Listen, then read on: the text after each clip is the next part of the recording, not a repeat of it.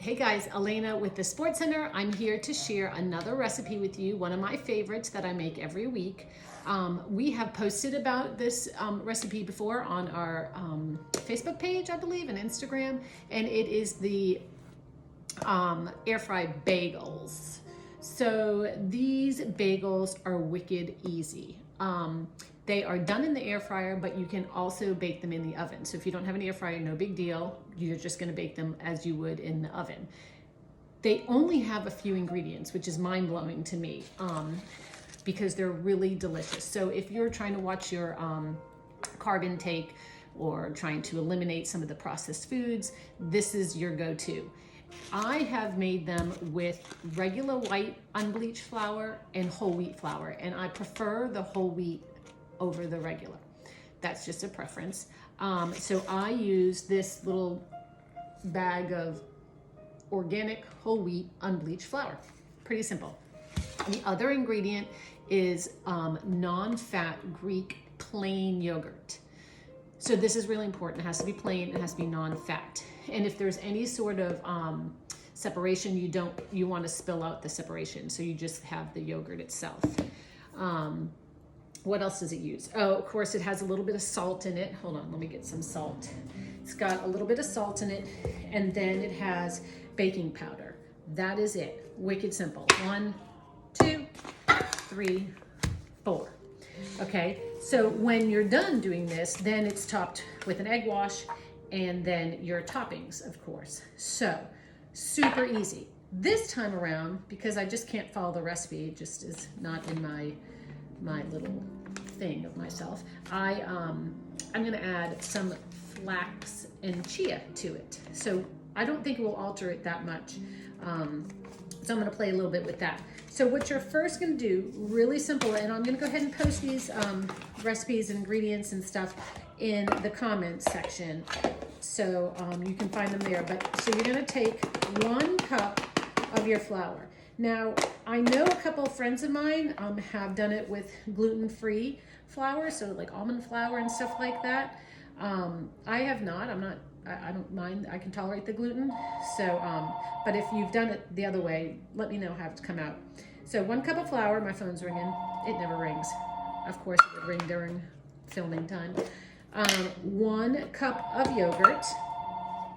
So you're just gonna mix that in there and measure that out. Nice. I keep all these ingredients on hand because I do make them every Sunday. They make 4 bagels. I usually eat 1 right away, and then there's only 3 left. So I eat them, make them again. I like making them. I'm okay with it. It's fun to me and really, really simple. So here's your cup of yogurt. Okay, so a cup of yogurt's in there. I put it into my flour at the same time, and this is kind of like one of those one pot or, one bowl things. At the same time, I add a teaspoon of salt, just throw it in there, and then 2 teaspoons of baking powder. I probably should measure it out. All right, I will measure it out. Hold please.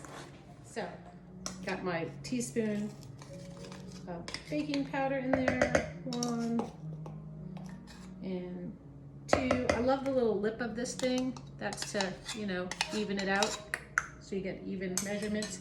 Anyhow, never knew what it was for, but that's what it's for. Anyhow, so put that aside. Then I'm gonna do a little less than a teaspoon of my ground flax and chia.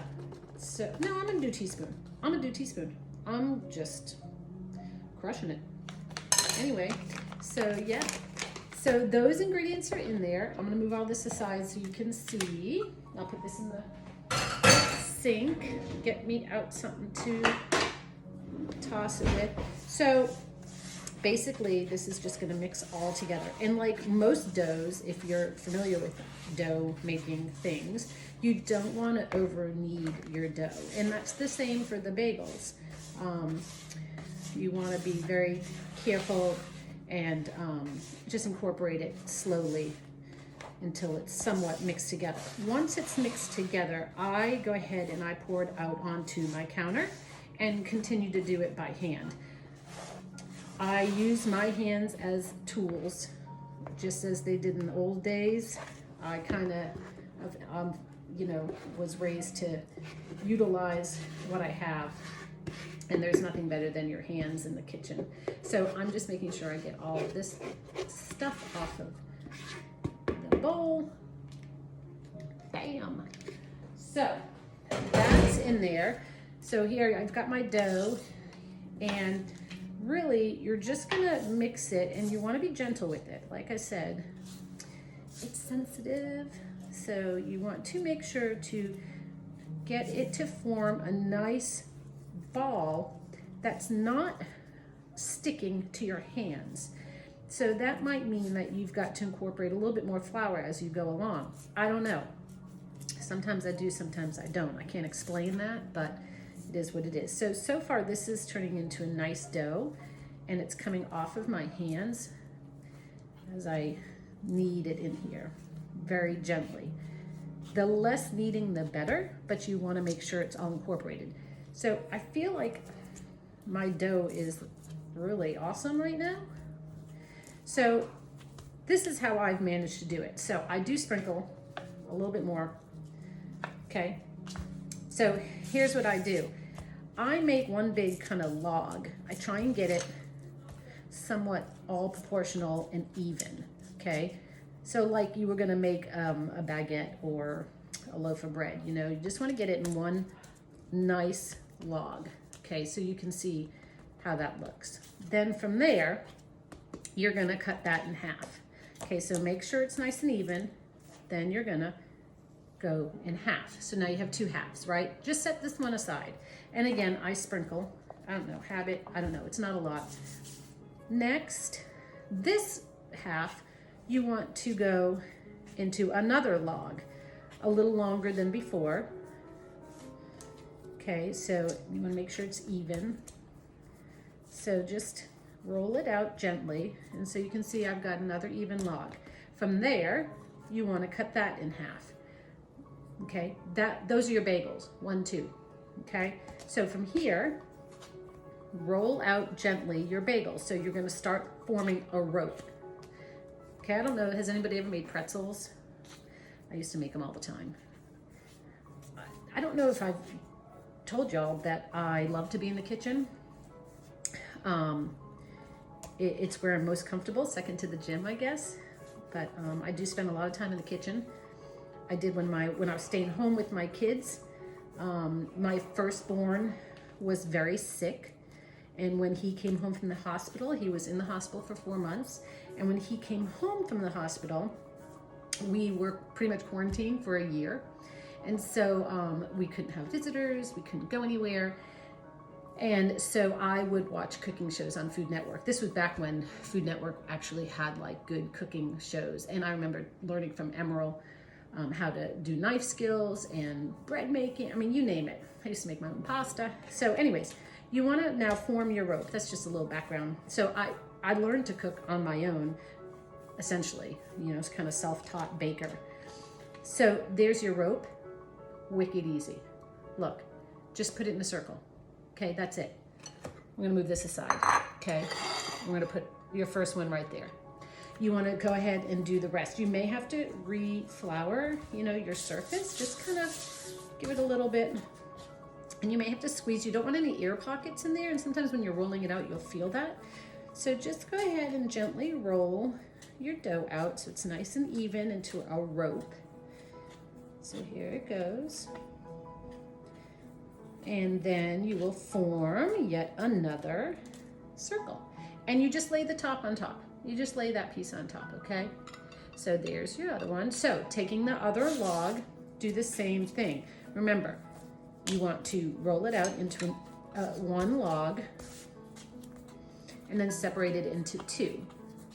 And that's gonna give you your other two bagels. So here we go, split it in half, put one aside, and continue to roll this out. And that's when I start to feel the air bubble in there, so I have to kind of squeeze it and make sure those air pockets are out, and then go roll it from there. And sometimes I feel like my dough is not as plentiful. I don't know why, like I get smaller bagels at one time than I'd have the other, so who knows. So there's the third one, and I'm gonna put that on my plate, and I'm gonna go to my fourth, and then we'll move on. So yeah, so I was just saying, I really just learned to bake and cook from being quarantined for a year, and I found I really like it. So as my kids were growing up and I was staying home with them, I went on to have a bit of a baking business on the side. Did lots of cakes, and I did cooking classes for kids and all that good stuff. So it wasn't until my kids were going into school and really not needing me anymore that I got the job at the gym. So, and I'm so thankful for that. So anyhow, so here we are. I saw a little ear pocket there. So again, just, you know, this one looks a little bit long to me. Like I need it to look shorter. So see, I'm probably ruining this dough, but I feel like I got carried away and I was like rolling and talking and I got a little crazy. So I'm just gonna redo that and reshape it, and there's no problem with that. So what's great about these bagels, there's the fourth, is that they do not need any yeast. They don't need any rise time. Really, really simple and quick. So the next process, so those are sitting, and at this point you really probably want to go ahead and preheat your oven.